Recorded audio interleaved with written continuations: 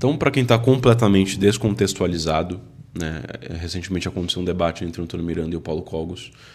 O Antônio Miranda é um ateu, né, que faz vídeos aí há bastante tempo no seu canal Teologia Reverso, nem sei se ainda é o nome do canal. E o Paulo Cogos, bom, vocês devem conhecer já. Fizeram um debate, então, sobre o tema ateu versus católico, né? E nós iremos, então, fazer uma análise lógica dessa discussão para analisar e avaliar a qualidade dos argumentos dos dois debatedores. Tá certo? Então, se você se interessa por esse tipo de vídeo, eu peço que você curta aqui embaixo e se inscreva no canal se não for inscrito. Vamos falar aqui, já que você já fez aí o merchan que você queria fazer, Cara, é meu amigo, né, merchan? As regras do debate, né? Hoje a gente vai tentar estabelecer aí 15 minutos de fala aí para cada um dos convidados, né? Correto. Se não precisa atingir o tempo, se quiser parar antes... Isso aqui é importante, as regras do debate. Bem, se o convidado precisar de um tempo a mais e o outro lado aceitar, a gente vai deixar estender um pouco aí de acordo com a aceitação. A gente negocia. Cara, é meu amigo, né, merchan? As regras do debate, né? Hoje a gente vai tentar estabelecer aí 15 minutos de fala aí para cada um dos convidados, né? Correto. Se não precisa atingir o tempo, se quiser parar antes, tudo bem. Se o convidado precisar de um tempo a mais e o outro lado aceitar, a gente vai deixar estender um pouco aí de acordo com a aceitação. A gente negocia, a gente pode. Eu não costumo gostar desses debates em que você tem muito tempo de fala sozinho, solitário. Sobretudo se isso não é combinado com uma espécie de um momento em que existe uma cruzação de falas entre os dois.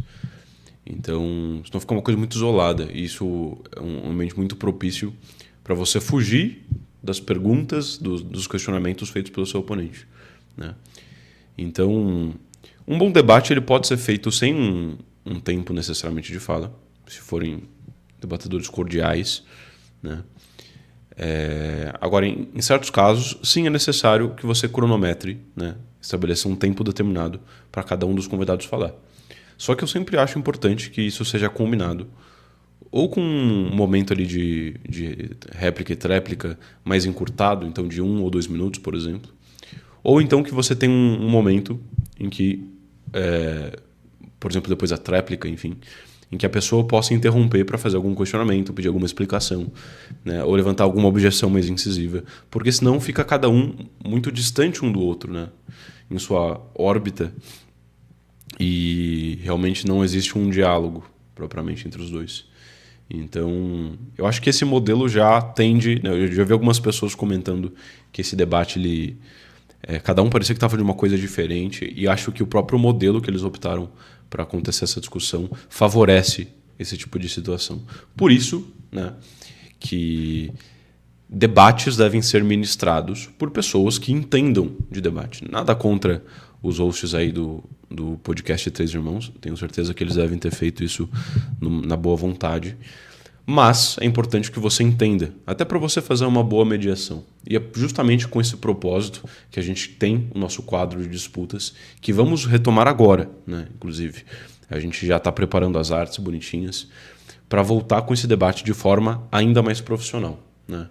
Então eu, como alguém que tem conhecimento em lógica informal e lógica pragmática, vou mediar os debates e vou garantir que eles tenham realmente um alto desempenho, né? Tenham uma boa qualidade. Então, mais uma vez, se vocês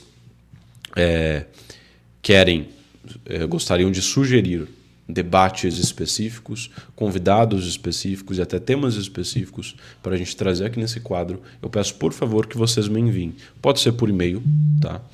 Pode ser pelo Instagram, pode ser até nos comentários dos vídeos. Só peço para vocês não colocarem aqui nos comentários da live, porque eu não consigo acompanhar, não vou conseguir estar aqui copiando, né, o que vocês mandam e anotando para fazer depois. Então preciso que vocês comentem depois nesse vídeo gravado, ou então mandem no direct ou no e-mail, tá certo? Você é doido. O Miranda não tem Bitcoin. Miranda não tem Bitcoin.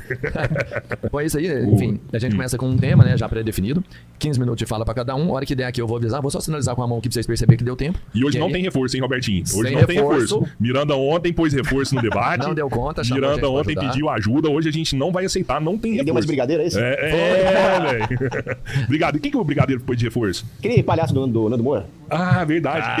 Eu achei que foi o Nando que ligou pro brigadeiro. Não, foi diferente. O brigadeiro que chamou o Nando. Eu não me meto nas relações de namorado lá deles, mas o cara invadiu meu debate, né? É uma falta de respeito isso aí, cara. Aí eu também, já que ele fez isso, eu recebi o reforço do Rodrigo Kasparov Wagner Neves, né? Então foi Foi legal. aí ficou X2 ali, 2 contra 2. É mais justo, né? Mas hoje não vai ter invasão no Não debate. vai ter invasão. São 15 minutos, eu vou sinalizar aqui, beleza? Aí é só contar com a educação. Eu sei que vocês dois são capazes de conseguir de parar. Eu sei que vocês falam muito, mas de parar num tempo quase que imediato ao sinal, por favor. E aí, se alguém quiser continuar falando depois, pedir, ó, quero mais, sei lá, 1 minuto pra concluir. Se o cara concordar, fala. Se falar não, realmente vai parar ali e o outro vai falar o que quiser, beleza? Não entendi a última parte. Estourou seus 15 minutos. Você tá, vai assim, se puder me um dá pouco mais 1 mais. minuto Sim. pra concluir. Se o Paulo não quiser falar assim, cara, não, eu já vou falar, infelizmente você vai parar nos seus 15 Cara, pra mim minutos. de boa, velho. Se ele estourar um pouquinho, quiser continuar, de boa.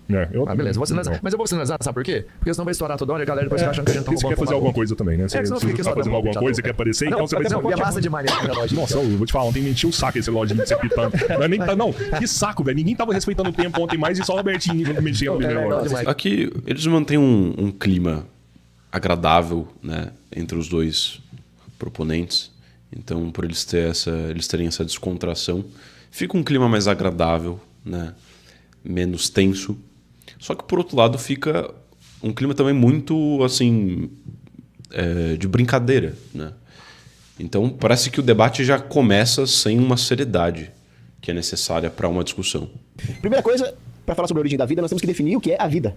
Então, a vida é a capacidade que um organismo tem de se manter em equilíbrio apesar do ambiente externo, a homeostase, a capacidade de se nutrir, crescer, se reproduzir.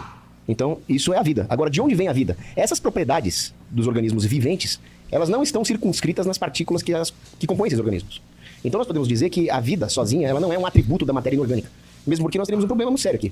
Como é que a matéria... Tá, interessante aqui. Temos um primeiro argumento em que ele coloca certos atributos essenciais a tudo aquilo que é um ser vivo. Ele fala que as partes desse ser vivo não possuem esses atributos, né? Ou seja, o ser vivo ele é composto de diversos átomos e partículas pequenas. E essas partículas pequenas não têm esses mesmos atributos que o todo tem, que o ser vivo como um todo tem.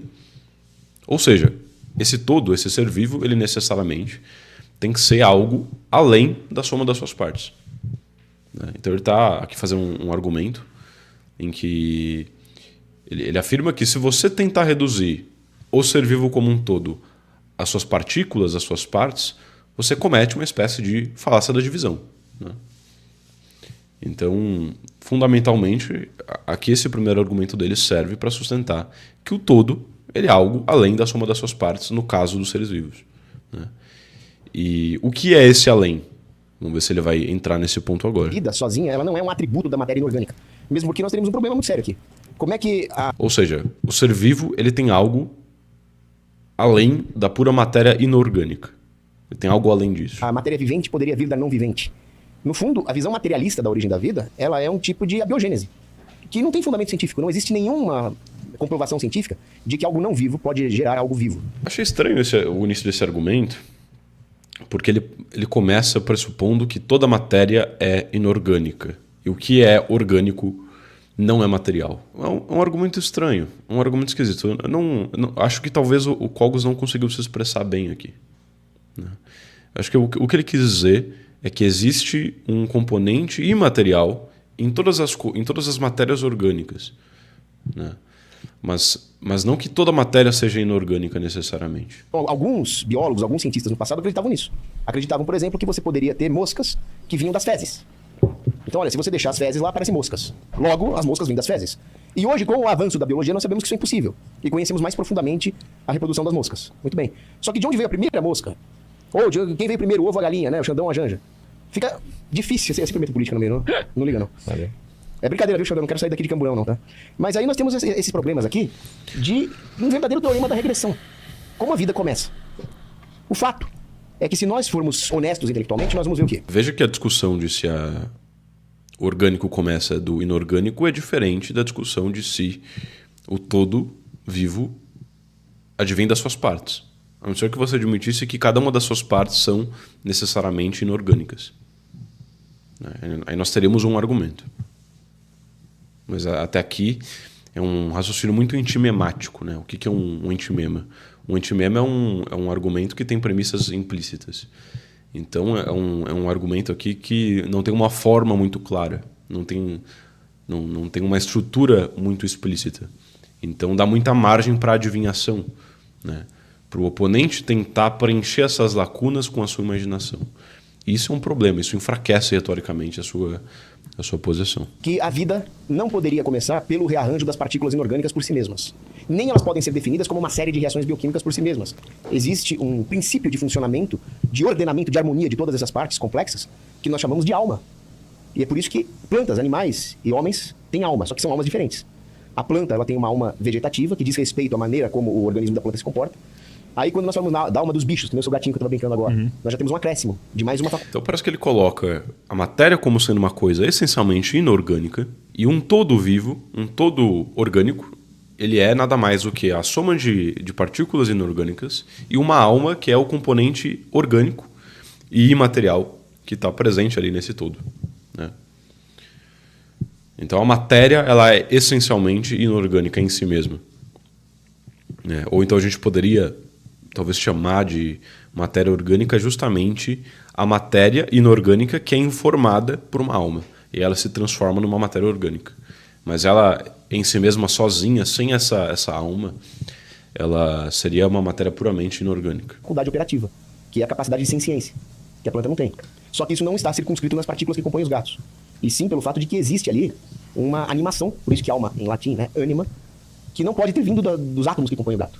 Aquilo só pode ter vindo de alguma instância maior. Porque se o gato fosse composto só por partículas subatômicas inanimadas, que não tem nenhuma faculdade animada, não tem a alma vegetativa, não tem a alma sensitiva, de onde teria vindo isso? Teria que vir de alguma instância superior. Por isso nós falamos que Deus criou, como está em Gênesis, as plantas e os animais. Só que esse raciocínio aqui ele pressupõe que necessariamente essas partes são inorgânicas, né? Que necessariamente não existe nada nessas partes de orgânico. E aí é um ponto que muitos autores vão discordar. Por exemplo, o Bertrand Russell, né? Que ele defende lá a posição dele das protoquálias, né? Então, existe algo que é como que um intermediário, talvez, entre o orgânico e o inorgânico, que está presente em cada uma dessas subpartículas e partículas pequenas, que compostas, né, organizadas de uma certa forma, vão formar um todo orgânico, vão formar um todo vivo, né? Vão formar uma qualia completa. Então, parece que há uma pressuposição aí não provada, por assim dizer. E o homem ele vai para um passo além dos gatos e dos cães. Ele tem uma alma que, além das faculdades vegetativas, sensitivas, ele também tem a alma racional. Aí que tá. Se o homem tem uma faculdade racional, ele é capaz de aprender princípios eternos. Ou seja, se ele tem a capacidade de aprender princípios eternos, a alma racional também é eterna. Então, quando uma planta morre ou quando um gato morre, aquele ente se desfaz. Mas quando o homem morre... E aqui mais um raciocínio intimemático, né? Ele diz que se a alma é capaz de aprender verdades eternas, então a alma também é eterna. Só que aí ele tem uma premissa implícita, né? Que é uma premissa aristotélica, de que necessariamente pro sujeito que conhecer algo, ele tem que ter alguma semelhança com o objeto conhecido, né? Se fossem coisas absolutamente discrepantes e diferentes, então uma coisa não poderia ter nenhuma espécie de relação com a outra. Então, se a alma pode conhecer verdades eternas, ela deve ter algo da eternidade em si mesma. Só que essa premissa está implícita, né? Ele não explicitou essa premissa. Então, deixa mais uma vez um argumento com lacunas. A alma racional também é eterna. Então, quando uma planta morre ou quando um gato morre, aquele ente se desfaz. Mas quando o homem morre, a sua alma racional permanece. Mas aí é uma outra questão da filosofia, né? Voltando à origem da vida, nós temos também um problema estatístico da origem da vida. Que é o seguinte: qual é a teoria aceita ali que o pessoal ensina nas escolinhas sobre a origem da vida? Tinha lá uma sopa primordial, os mares quentes do período XYZ, lá da era paleozoica, pré-paleozoica. Aí dentro dessa sopa tinha algumas moléculas com base em carbono que foram se juntando e formaram os primeiros aminoácidos e que foram se juntando e de repente apareceu uma bactériazinha. Aí essa bactériazinha, um bactério, essa bactériazinha ela tinha a capacidade de se reproduzir assexuadamente. Aí de repente essa bactériazinha foi evoluindo para formas de vida com reprodução sexuada. Aí veio um protozoário, chamou a protozoária para tomar um açaí, ali rolou um clima, nasceu uns protozoáriozinhos. Aí o protozoáriozinho resolveu sair de casa e virou um peixinho e começou a andar e virou um sapinho. E aí o sapinho foi andando cada vez mais retinho até virar um macaquinho. E aí o macaquinho foi até virar um homem. Tem que ter muita fé para acreditar numa baboseira dessa. Porque não faz o menor sentido. Aqui nós temos uma espécie de apelo ao ridículo, né? Onde você tenta colocar uma posição, uma certa tese, de modo que ela soe absurda, né? De modo que ela soe completamente nonsense, e você descarta ela justamente por ser nonsense, né? Pelos ao ridículos não necessariamente são falaciosos, eles podem ser corretos, podem ser incorretos, mas enfim, digamos assim, é a classe sob a qual esse tipo de raciocínio cai, dentro da lógica pragmática. Achar que existe uma capacidade de organização inscrita nas moléculas orgânicas que nos compõem. Agora, O que eu estou usando aqui é rapeta, não é cocaína. indo para a parte mais científica, os cientistas analisaram qual era a probabilidade realmente de formar uma cadeia de aminoácidos capaz de formar uma proteína que poderia ser o tijolo constitutivo das células. Os cientistas calcularam essa probabilidade. Aí eles falaram, olha, as proteínas que formam as células dos seres viventes são desse tipo. Elas são compostas por determinados aminoácidos que precisam compor uma determinada cadeia. Qual é a chance de formar essa cadeia na sequência correta? Aí os cientistas calcularam qual era a chance de formar essa cadeia correta. E aí? Não dá para exprimir em números de tão pequena que é essa chance de formar uma cadeia de aminoácidos, que é a composição de uma proteína. Aí os cientistas calcularam essa probabilidade e a única forma de expressar é com... Aqui ele tem um argumento, né, que é uma espécie de argumento de autoridade, que a gente tem um pouco de problema pela vagueza. Né? Por quê? Porque ele fala assim, os cientistas fizeram esse cálculo. Primeiro, que cientistas são esses? Né? Da onde você tirou essa informação? Qual que é a sua fonte? Né? E fora detalhes metodológicos de como isso aí foi calculado. Então veja que o Cogos está dizendo pode ser plenamente verdadeiro. Pode estar completamente correto. Esse estudo pode ter sido realmente feito, né, e ser verdadeiro. Só que qual que é o nosso problema aqui? É o modo como ele expressa isso. Porque o modo como ele expressa isso pressupõe uma confiança do interlocutor no que ele está dizendo. E num debate, né, não necessariamente você tem essa confiança. Né? Então, para ter uma argumentação mais sólida, que ele precisaria trazer, né, mais clareza com relação a da onde ele tirou essa informação. Né? E que cientistas são esses. Não fica aquela coisa de jornal, de especialistas dizem que X. Então, ou seja, é um apelo à autoridade vago. Uma analogia. Né? Seria, só para as pessoas tentarem entender o tamanho desse número, né? Seria uma parábola mesmo.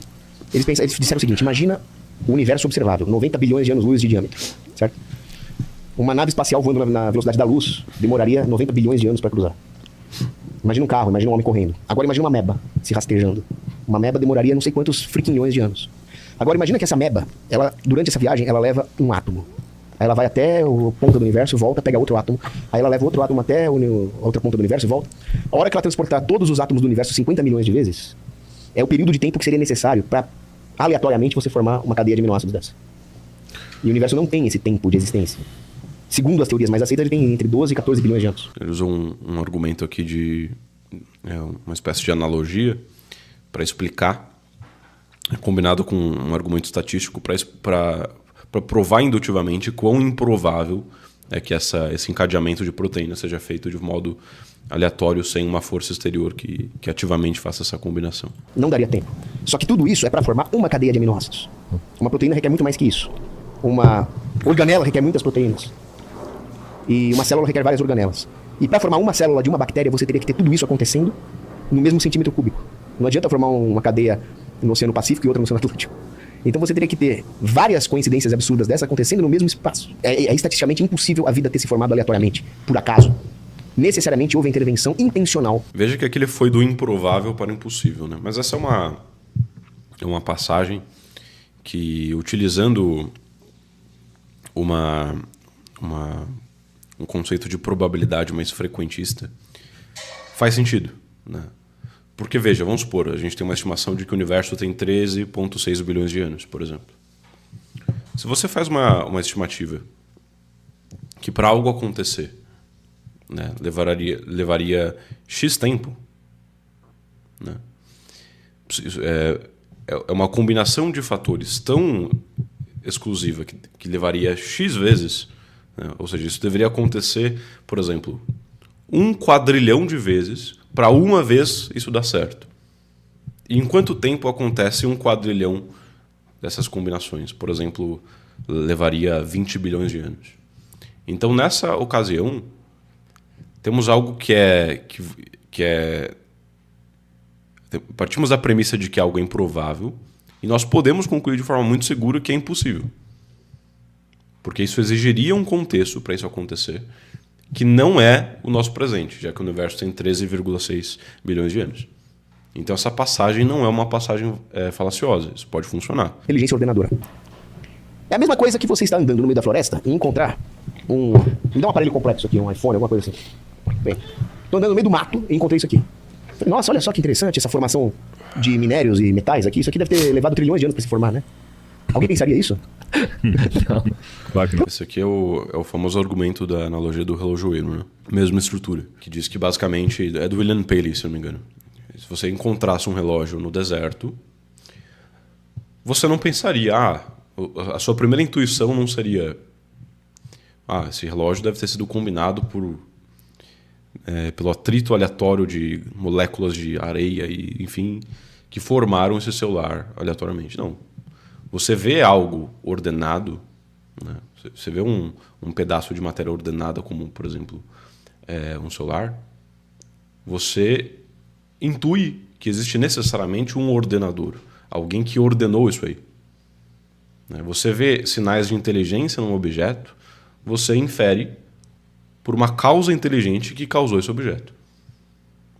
Então é um tipo de argumento que se baseia fundamentalmente no que é intuitivo para nós, no que nós intuitivamente pensamos diante das coisas. Pelo amor de Deus, se um astronauta estivesse andando numa floresta alienígena, num outro planeta, e encontrasse um negócio desse, o que o astronauta ia falar? Bom, existe uma civilização alienígena que passou por aqui. Existem engenheiros alienígenas que fabricaram isso aqui.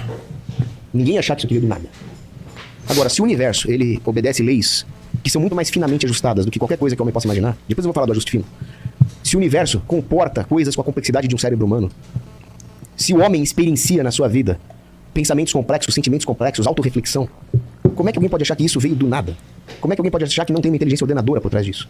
Além de ser estatisticamente absurdo, requeria muita fé. Seria necessário muita fé para ter uma posição ateísta e materialista dessa. Né? Então, o relojoeiro é o análogo, né? Está sendo aplicado, cuja analogia é aplicada ao universo. Assim como, no caso dele, o iPhone, o celular, ou o relógio do William Paley. Também o nosso cérebro, por exemplo, é uma coisa muito complexa. O universo, de modo geral, é uma coisa complexa, uma coisa que parece um design inteligente, é uma coisa ordenada.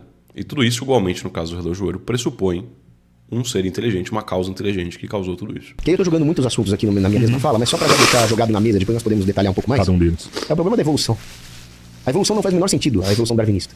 Tanto é que não podemos falar numa teoria da evolução. Não existe teoria da evolução, existe hipótese da evolução. A teoria ela teria que ser muito mais estudada e fundamentada em evidências do que a evolução. E a evolução não tem evidências, mesmo porque o homem não tem a capacidade de verificar a evolução por causa das escalas de tempo geológico envolvidas. Não tem como aplicar o método científico nessa escala. O homem teria que ter uma passagem pela Terra aqui muito maior do que ele tem para poder verificar cientificamente a evolução. Agora, nós verificamos o contrário. Então, ele faz afirmações fortes aqui de que o evolucionismo, a teoria da evolução, ela não é verificável, né? O próprio Karl Popper, né? Ele chegou a dizer o mesmo, embora dizem que ele voltou atrás depois, mais para frente na sua vida, mas ele chegou a dizer o mesmo, chegou até a mesma conclusão. E o ponto aqui é você definir o que você entende por verificar, né? De fato, não tem como você verificar no sentido de você testemunhar efetivamente uma evolução acontecendo, porque realmente está numa escala temporal muito acima do que um ser humano pode viver. Então, nessa acepção de uma verificação mais imediata, né, a partir de uma evidência empírica realmente, de fato parece inverificável. Agora a gente poderia de repente trabalhar com definições de verificação um pouco mais latas, né, que permitam inferências razoáveis a partir de certas evidências fósseis, por exemplo, né? Então, se você tivesse uma quantidade muito significativa de fósseis do que os evolucionistas chamam de elos intermediários, né, então que seriam, entre aspas, né, as espécies que estão contidas entre as grandes espécies, né, as pequenas espéciezinhas contidas entre as grandes espécies, se tivesse uma quantidade razoável de fósseis coletadas, talvez você poderia fazer uma inferência ali indutiva, por probabilidade, de que realmente existem espécies intermediárias. Agora, isso ainda não serviria como uma prova cabal, uma prova demonstrativa realmente de que a evolução aconteceu. Permaneceria sendo uma inferência indutiva, uma inferência por probabilidade.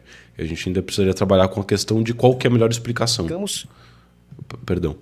De qual a melhor explicação diante dessas evidências? Permanece sendo ainda evolução necessariamente ou não? Então, realmente a questão da teoria da evolução é uma afirmação complexa, é uma afirmação, digamos assim, de grande ônus. De fato, você provar que o ser humano, a girafa e o macaco e as formigas, todos vieram de um mesmo ancestral comum lá atrás, é realmente uma afirmação que tem um ônus muito grande por trás. Você precisa de uma prova muito forte para esse tipo de afirmação. E essa prova é realmente muito difícil de ser adquirida. Tá? Então, quem trata a evolução realmente como uma coisa provada e sem espaço para discussão, geralmente são pessoas ignorantes, né? Pessoas que não têm um conhecimento de epistemologia e de lógica. Que as mudanças que existem, por exemplo, lá nos tentilhões, elas são acidentais, mínimas. Nunca houve a verificação de uma nova espécie se formando. O que indica que o livro de Gênesis está certo. Deus criou as espécies em 7 dias. Você pode encarar esses 7 dias como 7 períodos, porque não tinha a rotação da Terra atual. Eu já encaro literalmente, mas isso não é relevante para o debate. O debate é que o grande ponto é que existe uma inteligência ordenadora que criou as espécies. E por que a evolução não faz o menor sentido? Porque existe um problema chamado complexidade irredutível. Então, vamos supor que você precisa para montar... A noção de complexidade irredutível já é muito próxima ao que ele já falou sobre a questão do ser vivo ele ser composto de partes que não são vivas, que não são animadas igual ao todo. Né? Isso já seria um exemplo de uma complexidade irredutível. Mas vamos ver o que ele vai dizer. Um robô de fábrica. Você precisa dispor certas peças dentro de um arranjo para poder formar um robô de fábrica. Aí você programa esse robô de fábrica para montar outros robôs. Então ele é um robozinho lá que ajuda a montar outros robozinhos, certo? Só que essas partes que compõem o robozinho, elas deveriam ter sido montadas ali por alguém que não é um robô. Por alguém que está acima do robô. Um homem, um engenheiro que projetou o robô. Aí você fala, não, mas existem robôs que são projetados e montados por um robô, que opera com inteligência artificial. Aí você fala, tudo bem, mas se os robôs são montados por um outro robô, quem montou o primeiro robô? Em algum momento, aquelas peças que formam o robô estavam soltas. E as peças soltas do robô sozinhas não poderiam elas mesmas formar um robô. Alguém teve que montar um robô e demonstrar outros robôs. Então, eu entendo que quando o leão encontra a leoa, eles conseguem gerar leõezinhos, beleza. Só que as partes complexas que formam um leão ou uma leoa não poderiam ser montadas por uma ameba ou por átomos ou por aminoácidos. Alguém montou aquela leoa ali, que foi o projetista de tudo. Assim como um engenheiro tem que montar um robô antes que esse robô fabrique outros robôs. Por isso que as criaturas não conseguem criar. As criaturas são geradoras. Um pai, ele gera um filho com a mulher. Ele não criou a partir do nada. Ele criou a partir de um substrato que já estava montado por Deus, já estava projetado por Deus. Por isso que quando você fala quem veio primeiro, o ovo ou a galinha, essa pergunta não tem resposta. É um dilema. Não, eu preciso de um ovo, senão não nasce a galinha. Mas eu preciso da galinha para botar o ovo. Não tem saída a não ser falar, Deus criou a primeira galinha. E essa galinha botou o ovo lá porque Deus projetou ela para fazer isso mesmo. Então vocês entendem? Tem aqui um dilema lógico que só tem saída quando se admite o criacionismo. Acho que 12 minutos. Tá bom, não quero chegar no 13 não, porque 13 é o número do... Sensacional, obrigado pela explicação aí, Cobra. 13 é número dos ladrões, mensaleiros aí. Miranda, pode começar? Pode. Primeiro eu dizer que uma metralhadora de chorumelas, desculpa, Cogos, mas você me deu um presente, cara, porque eu já tava adivinhando que você ia falar toda essa bobagem. Por exemplo... Miranda sempre muito irônico, né? Muito sarcástico. Esse é o estilo de argumentação dele. E ele tem esse estilo há bastante tempo, né? Eu mesmo já tive desavenças com o Antônio Miranda no passado, quando a proposta do canal era outra, completamente diferente e tudo mais. Mas ele tem essa postura muito irônica. E na época, pelo menos de uma forma até tóxica, né? De uma forma realmente improdutiva. Quando isso é conservado ali dentro de um espaço razoável, não tem problema você adotar a ironia, ela é uma forma de argumentação. Sócrates usava a ironia, inclusive. Então não é um problema em si mesmo, né? Mas quando isso começa a atrapalhar a discussão, isso pode ser problemático. Vamos ver aqui se o Miranda ele realmente ele evoluiu, né? Na sua forma de argumentar, ou se ele permanece com as táticas infantis que ele já usava antes. Da biogênese que você falou da escola, que você bota lá o paninho, essas coisas assim. Pô, calma aí, cara, tira minha cola daí. Não, calma aí, a cola. Tô aqui, ó, notei a bobagem que ele falou aqui, ó. Isso daí prova o quê? Que a vida não surge do nada por um Deus criando, né? Você não vê uma galinha surgindo do nada, você não vê um ratinho surgindo do nada, não aparece um Deus e faz plim, surgiu a vida. Não é assim que acontece. A biogênese que se fala na ciência é a biogênese química, quando a gente tá falando de monômeros, polímeros, essas coisas. A segunda besteira que ele falou, e que é um ótimo momento para explicar para o público... Não houve clareza. Não houve clareza com relação ao argumento, né? De que modo ele está refutando a afirmação do Cogos. Ele só jogou uma afirmação, né? E não fundamentou essa sua afirmação. Não está claro aqui de que modo o que ele disse se opõe ao que o Cogos disse. O que não consegue desvendar o dilema do ovo e da galinha, que ele falou que não tem resposta, é porque antes não era ovo de galinha. Você tinha ovo de réptil, o ovo de peixe. Você já comeu caviar? Já ouviu falar dos ovinhos de peixe? Então, quando os mamíferos, eles saíram... Isso aqui é obviamente uma falácia da homonímia, né? É uma das respostas possíveis a essa piadinha do ovo e da galinha. Mas isso é obviamente uma falácia da homonímia, né? Quando você pergunta se quem surgiu antes foi o ovo ou a galinha, você está perguntando se foi o ovo da galinha ou se foi a galinha. E não, isso não vale, obviamente, para ovos de outros animais, de outras espécies. Perdão, mamífero não. Quando os animais eles saíram da água, os anfíbios, eles iam colocando os ovinhos na terra, com poças de água. E aqueles ovinhos, eles não tinham a casca ainda. Eram ovinhos frágeis. Tem até um saltador do lodo. Você pode botar pra mim a imagem aí do animal saltador do lodo? Que ele bota os ovinhos dele em poças d'água. E aí, conforme os predadores iam achando aquilo ali, os animais eles tinham que... Saltador do lodo. Eles tinham que botar os ovinhos cada vez mais distantes. E cada vez... Já viu que quando você quebra a casquinha do ovo, não tem uma membranazinha? Sim. Aquela membranazinha, ela ia ficando mais rígida. Então, os animais que conseguiam fazer uma membrana mais rígida, com mais cálcio, ia conseguindo deixar mais longe. Então, tá vendo ali, ó? Ele é um animal, ele tá vendo que ele tem uma espécie de pata, tá? Aquilo ali não é uma pata, mas é uma espécie de pata. E ele deixa os ovinhos dele no lodo, tá? Então, ali, ó, como que a evolução teria acontecido mais ou menos aí, tá? Só uma analogia, tá bom? Bota o ovo dele aí pra gente poder ver, pra vocês verem. Tá, aqui então, agora eu entendi qual foi o argumento do Miranda. Né? Ele quis dizer, então, que existe uma espécie de evolução desses ovos. Né? Então, são espécies diferentes, mas são espécies que, de algum modo, procedem uma da outra. Então, ele está usando a teoria da evolução para explicar essa questão da evolução dos ovos. Tá? Então, ok, é uma resposta mais plausível, uma resposta que faz sentido. Não se trata de uma falácia da homonímia. Tá? Porque, em última instância, tanto os ovos dos dinossauros, de qualquer outra espécie de animal, todos procedem do mesmo ovo. Né? Não são qualitativamente diferentes, são apenas quantitativamente diferentes. O processo como é que ocorre? Então, o que acontece? Esses animais que iam botando cada vez mais longe iam adquirindo essa resistência, uma membrana mais rígida. Bota os ovinhos aí. Deixa eu ver se tem alguma coisa. Aí, eles iam adquirindo essa membrana cada vez mais rígida e podendo ir mais longe. E aí, esses répteis foram evoluindo, né? Os animais tetrápodas, que têm os 4 membros, evoluindo ali num lagarto, num dinossauro, né? Foram evoluindo ali ao que depois viria da origem ao mamífero, eles iam pondo ovos, até que teve o animal placentário e deu origem aos mamíferos, etc. Mas essa evolução ocorreu até você chegar na galinha. Então o ovo veio antes da galinha. E quando nasceu a primeira galinha, depois dela veio o primeiro ovo, que era o ovo de galinha. Entendeu? Mas lembrando que essa evolução, eu tô falando, não é que nem Pokémon, não é a melhoria, não é coisa do tipo, era tudo em grupo, você não teria diferença entre a galinha e o ancestral dela, você não viria assim de uma forma clara, só para poder ficar bem claro aqui para todo mundo. Ele falou de alma. Cara, tem algum artigo científico que prove alma, cara? Isso aí você tirou da onde? Você poderia apresentar os estudos, os doutores? Tá, isso aqui é um problema muito presente no meio ateu, no meio cientificista, no meio da ciência, que é o cientificismo. Né? Ou seja, é a ideia de você pressupor que, para algo ser verdadeiro, isso tem que ser provado pelo método científico. Só que qual que é o problema? O que você está postulando aqui quando você fala em alma é precisamente um objeto, uma coisa, um ente, que ele está para além do universo dos sentidos, do universo natural, do universo do que é quantificável, do que pode ser medido. Só que as coisas que estão além do universo natural, do que é quantificável, do que pode ser medido, são coisas que não podem ser estudadas por meio dos instrumentos da ciência em acepção moderna. Né?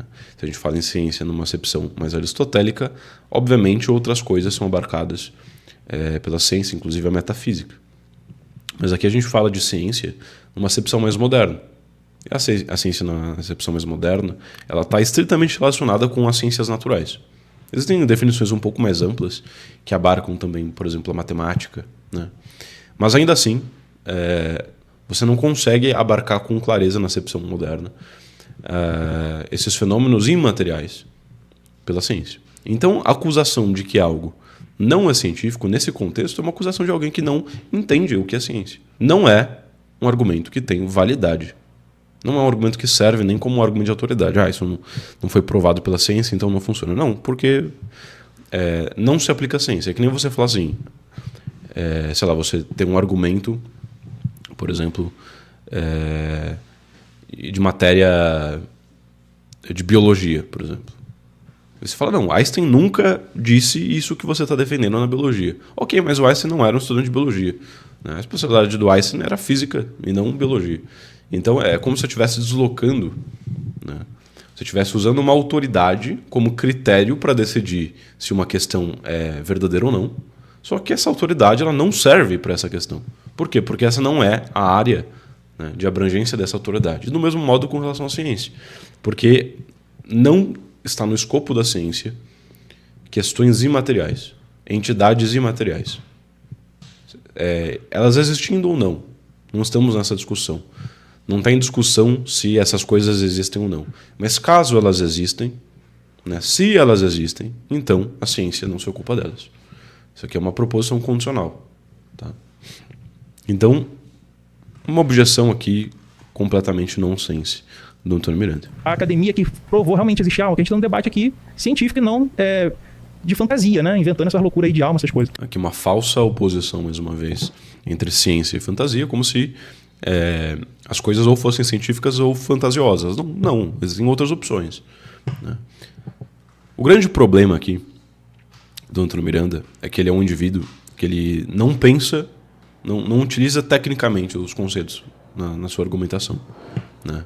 Se você pede para ele apresentar uma definição de ciência, ele não sabe apresentar uma definição de ciência. É uma definição rigorosa. Quanto mais você especifica o que é ciência, mais você define rigorosamente o que é ciência, mais você delimita e demarca precisamente o que é ciência e o que não é ciência. Só que se você faz uma delimitação muito específica do que é ciência, muito estrita do que é ciência, você abrange naturalmente uma coisa muito pequena, uma quantidade muito pequena de coisas. Consequentemente, né, muitas outras coisas sobram. E, consequentemente, não sobram só as coisas fantasiosas. Sobram coisas que não são científicas, mas que também não são fantasiosas. São, né, outra natureza de fenômenos. Deus criou, como está em Gênesis, as plantas e os animais. Lá em Gênesis, Deus criou a planta antes do sol e das estrelas e da lua, né? E lá em Gênesis, a lua ela tinha luz própria. Se as plantas vieram antes do sol e das estrelas, que produzem a luz, como que essas plantas faziam fotossíntese? Como que elas não congelaram, já que o universo não tinha calor? Você pode explicar isso pra gente? Como que as plantas faziam? Esse é um ponto, né, relevante. Primeiro que essa crítica do Miranda, ela pressupõe uma interpretação literal do Gênesis. Isso já não serviria, por assim dizer, como uma espécie de demonstração absoluta contra o cristianismo, no caso o argumento dele ter premissas verdadeiras, porque nem todos os cristãos defendem uma interpretação literal do Gênesis. Então já não serviria para esses.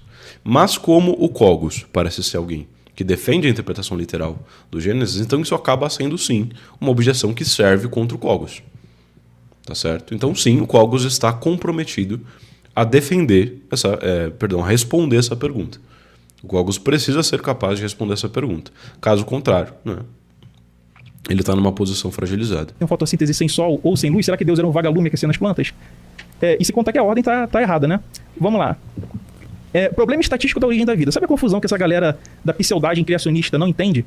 É que eles querem comparar essa célula moderna, tá? Essa célula atual, depois de 3,5, 4,2 bilhões de anos, essa célula que já está bem complexa, com o que nós chamamos de protocélulas. E aí eles fazem essas contas loucas na cabeça deles para enganar crente que não tem uma mínima noção de como é o processo de formação celular, tá? De uma protocélula. Deixa eu explicar aqui para vocês. Eu trouxe aqui uma ilustração, olha como é que eu já adivinhei como é que seria o papo, né? Nessa ilustração, você vê que existem os monômeros, tá? Que são as cadeias químicas simples, que elas fazem uma ligação, tá vendo aqui, ó? Elas fazem uma ligação. Essa ligação, ela pode se dar por ponte de hidrogênio ou pode ser uma ligação covalente. Essas ligações, uma é mais forte, a outra é mais fraca, e elas se dão em diferentes níveis. E aí, essas ligações de monômeros em polímeros, elas criam as cadeias. Só que aí os criacionistas botam como se isso fosse algo impossível, né? Não tem como ocorrer. Então, só que a origem da cadeia de complexidade dos monômeros em polímero, você já vê que é totalmente explicável, não tem nada de impossível nisso, né? Isso aí são pessoas que não entendem do assunto, vê um documentarista... Não dá pra ver que é facilmente explicável, né? O que acontece com o Antônio Miranda? O Miranda ele é um sujeito que ele não tem muito conhecimento de muita coisa, né? Na verdade, ele tem pouquíssimo conhecimento na grande parte das coisas que ele fala. E então ele se baseia em certas autoridades para dizer certas coisas, sem necessariamente buscar o entendimento mais profundo do que isso significa, né? Você vê que aqui ele está num estágio que ele até evoluiu o vocabulário dele, em que ele utiliza termos científicos, né? Ele sabe nomear tudo mais, os conceitos que são utilizados pelos especialistas nesses estudos. Só que ele necessariamente, via de regra, ele não faz uma explicação completa ali da coisa que ele está expondo, né? Ele menciona. Por quê? Porque ele não entende desse assunto. Não entende química, não entende biologia, né? Só que ele viu um cientista, ou então viu alguma autoridade acadêmica, ou vê algum divulgador científico dizendo algo, né? E ele, digamos assim, memoriza o esboço geral desse raciocínio e cospe durante uma discussão. Só que ele não expõe, não explica efetivamente o argumento. Então ele joga uma imagem, né, que explica superficialmente como esse processo acontece e acredita ter refutado já o Paulo Cogos. Né? O que acontece? De fato, parece que o raciocínio do Cogos pressupõe que as células rudimentares elas eram iguais às células contemporâneas, modernas que nós temos hoje. Realmente parece. E nesse sentido, de fato, a defesa de que existiam protocélulas, ou seja lá como isso se chama, células que eram diferentes das atuais, mais simples, parece ser um bom caminho para refutar o argumento do Cogos. Né? Só que até aí você só está postulando que poderiam ter existido protocélulas. Como que você prova que existiu? Talvez exista uma prova, não sei, quem sabe. Talvez exista uma prova. Só que aqui o Miranda não traz essa prova, ele só menciona a existência dessas protocélulas. Né? Então você tem um argumento frágil, um argumento que, ok, mas e aí? Entendeu? Onde que está a evidência? Onde que está a prova de que isso aí existiu? Não, você só tem uma afirmação. Não, eram essas protocélulas que existiam na época. Tá? Então, mais uma vez, um argumento muito insuficiente para rebater frontalmente a posição do Cogos. Falou da probabilidade estatística é de um documentário criacionista. Ele nunca estudou isso, ele só viu no documentário e está reproduzindo. Então, você vai... Uma acusação aqui de que o Cogos nunca estudou e só viu um documentário reproduzindo, mas eu arriscaria dizer que a mesma coisa acontece com o Dr. Miranda. Né? O Dr. Miranda também não deve ter estudado nada disso a fundo, certo? Não demonstra ter estudado nada disso a fundo. Você vê que a formação da membrana celular, que a nossa membrana é lipídio, tá? Lipídio é basicamente gordura, tá, galera? Você repara que ela é hidrofóbica, tem que ter a membrana externa e a membrana interna. E isso a gente vê se formar naturalmente com algo que se chama ácido graxo. Eu até ampliei aqui a imagem, tá vendo aqui, ó? Então a célulazinha de gordura, ela forma essa membrana vesicular e conforme ela chega próximo, por exemplo, de uma fumarola, ela vai expandir e aí ela vai abrir uma coisa chamada poros. Nesses poros entram os monômeros e os monômeros lá dentro vão se ligar formando a cadeia polimérica. Deixa eu mostrar aqui para vocês, ó. Aqui, ó. Tá vendo? Existe aqui o geyser, onde você tem muitos minerais. Você imagina a Terra Antiga? Pra gente, hoje, a Terra Antiga seria um pesadelo. Seria um ambiente extremo. Mas, para os organismos protosselulares, aquilo ali era um paraíso. Aquele lugar cheio de vidro vulcânico, energia da Terra, impactos de asteroides, aquilo ali era um paraíso para esses micro-organismos. Era um caldeirão. E dentro desse caldeirão, você tinha um espaço para isso aqui, ó. Os monômeros entrarem dentro dessas vesículas e formarem cadeias poliméricas lá dentro. E aí, cara, acontece uma coisa sensacional, que é a fita... Como pode ser, né? A fita de RNA e também a fita do DNA. Olha só que legal. Parece até um joguinho de letrinha, né? Se vocês repararem, isso aí que o Cogos falou que é impossível, que não tem como, é estatisticamente possível, na verdade não é. Porque essas ligações só podem ocorrer em pares. Então, por exemplo, aqui, ó, você tem a timina, que só pode se ligar com a adenina. Você tem a guanina, que só pode se ligar com a citosina. E aí aqui, ó, tá vendo? Repara só que a sequência é sempre a mesma. Tá bem didático aqui, eu fiz um quebra-cabeçazinho aqui para ilustrar. Ó, timina, adenina. Guanina, citosina, timina, adenina, aqui ó, timina, adenina, sempre guanina, citosina. Então é sempre essa sequência, não tem como ter outra. Tem alguns que vão falar da uracila, Sim. mas a uracila... Mas de que modo isso que você está dizendo prova que isso é fácil e estatisticamente provável de acontecer? Né? Essa é uma estratégia que eu já vi o Miranda usando outras vezes. Né? Ele pega e descarta, ridiculariza uma certa posição e traz uma explicação que não tem nada a ver com o ponto em si, certo? Que não prova efetivamente nada. Ou pelo menos, né, no mínimo, a gente está naquela mesma situação que eu critiquei o Cogos no começo, que é um raciocínio entimemático, um raciocínio de premissas ocultas em que você não esclarece por que, né, que essas premissas implicam na conclusão. Por quê? Porque as premissas estando ocultas, a estrutura do argumento também está implícita. E assim você não consegue avaliar a validade desse argumento. É a transformação de uma delas. Então, isso é um processo que para vocês isso aqui é impossível? Pelo que foi explicado aqui, isso aqui é impossível? É uma repetição de algo que só pode ocorrer dentro da mesma sequência. Então, isso não é impossível, tá? Então, o que é impossível? Você ter uma célula complexa de hoje se formando. Mas o Luca, o Deleste, o último ancestral comum nosso, o Luca, ele vem de uma protocélula. Entendeu? Ele não é uma célula moderna, é isso que eles confundem. Aí eu queria saber um artigo que fale que uma protocélula se formar é impossível, porque eu tenho um aqui, ó, Protocell RNA Self-Replication. Esse aqui é do Jack Szostak. O Jack Szostak, nós vamos ter aqui o seguinte, ó. Ele explicando justamente esse processo que eu acabei de mostrar para vocês. A membrana celular, os monômeros formando cadeias poliméricas. Então, em todos esses artigos, os trabalhos do Jack Szostak, ele vai mostrando como que se deu essa formação. Deixa eu ver se tem mais alguma coisa que eu vou mostrar para vocês. Aqui, ó. No artigo ele vai mostrando como que se dá o processo, tudo isso, tá? A gente tem esse outro artigo aqui, ó, que fala da evolução e transição de um RNA. RNA não tem aquela dupla hélice, tá? É uma hélice só. E aqui está falando do processo evolutivo de forma darwiniana. O que esse artigo mostrou? Eles pegaram um RNA base simples, colocaram um pouquinho de nutriente nesse RNA base e colocaram para ver o que acontecia, né? Tá vendo aqui, ó, isso aqui, eles botaram aqui o RNA base e aqui eles foram acrescentando, né, o nutriente. Conforme eles foram acrescentando nutriente, o que eles repararam? Que houve um clado, ou seja, uma divisão de mais de 5 diferentes grupos até o dia que eles prosseguiram a pesquisa, tá? Eles não prosseguiram para sempre, eles prosseguiram e formam aqui, ó, 5 grupos. E grupos que se predavam entre si. E eles iam adquirindo características novas, mais complexidade, nichos específicos, tinha alguns que ficavam específicos para predar um tipo, outro de outro. Então eles iam vendo essa evolução no estilo darwiniano desse RNA base, segundo esse artigo.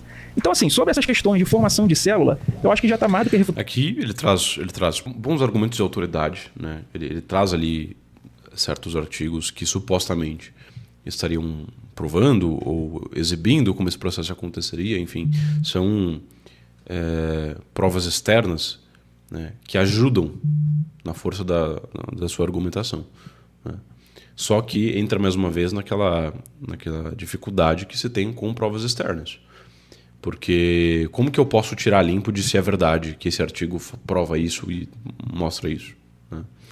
E aqui a gente também entra numa complexidade que são duas pessoas que provavelmente não têm um conhecimento profundo nem de biologia nem de química, discutindo sobre temas que envolvem biologia e química, né? Então a gente vai ter uma leiguice aqui de nível muito grande, né? E até uma incapacidade de se discutir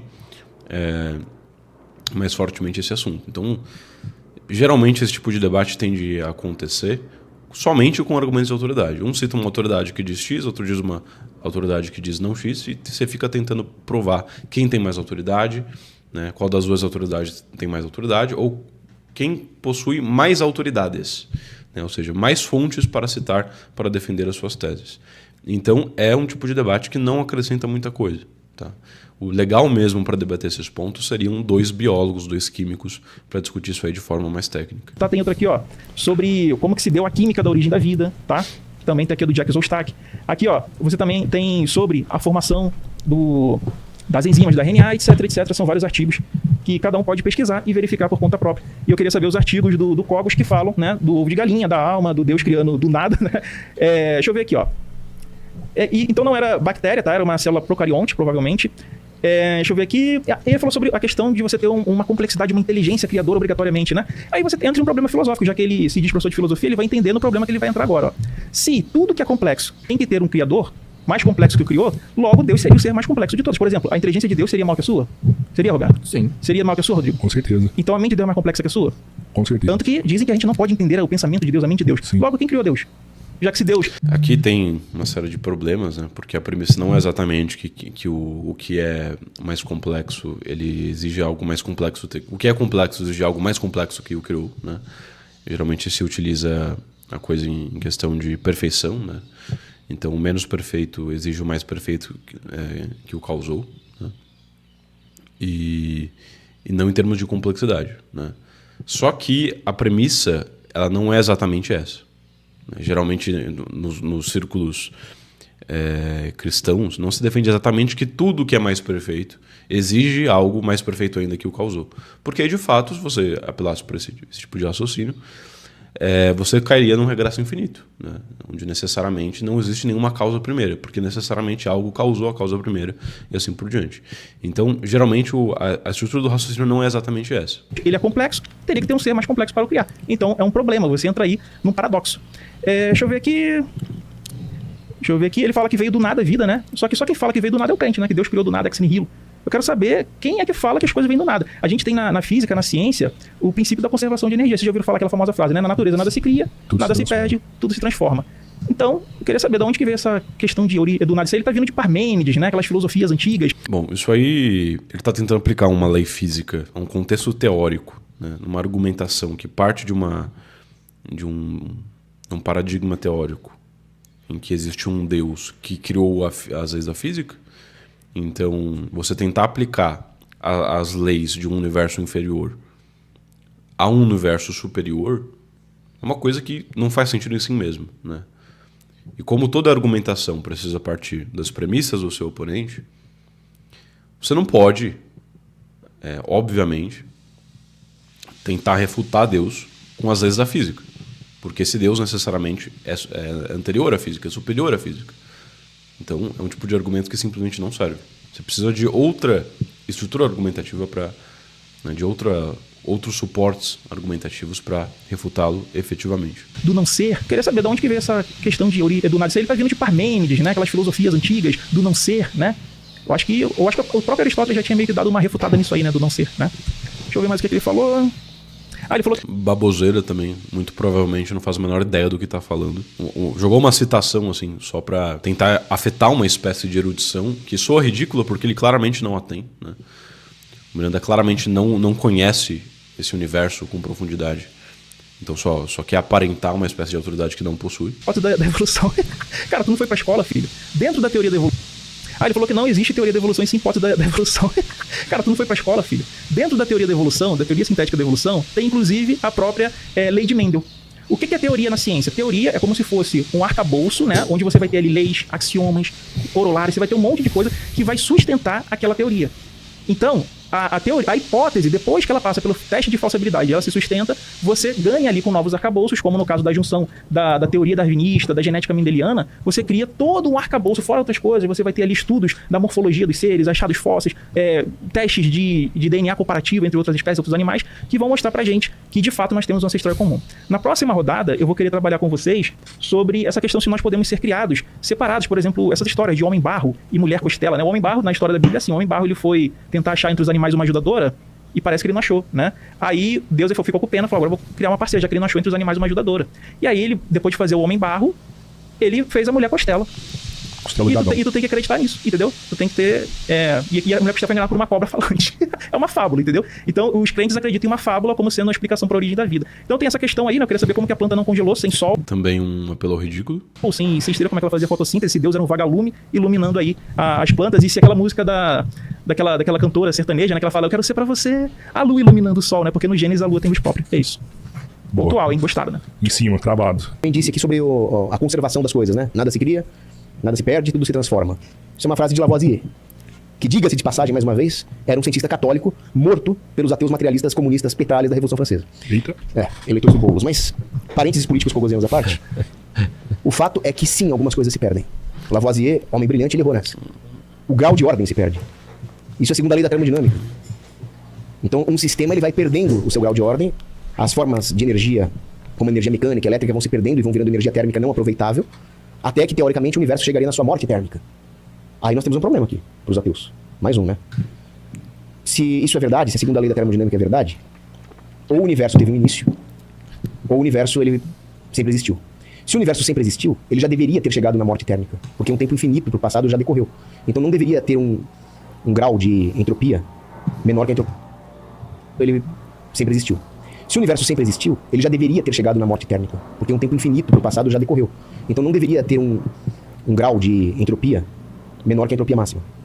Ou o universo teve um início. Se o universo teve um início... Ele tem... Não me parece que esse argumento seja procedente. Não tenho certeza, precisaria entender mais de física aí.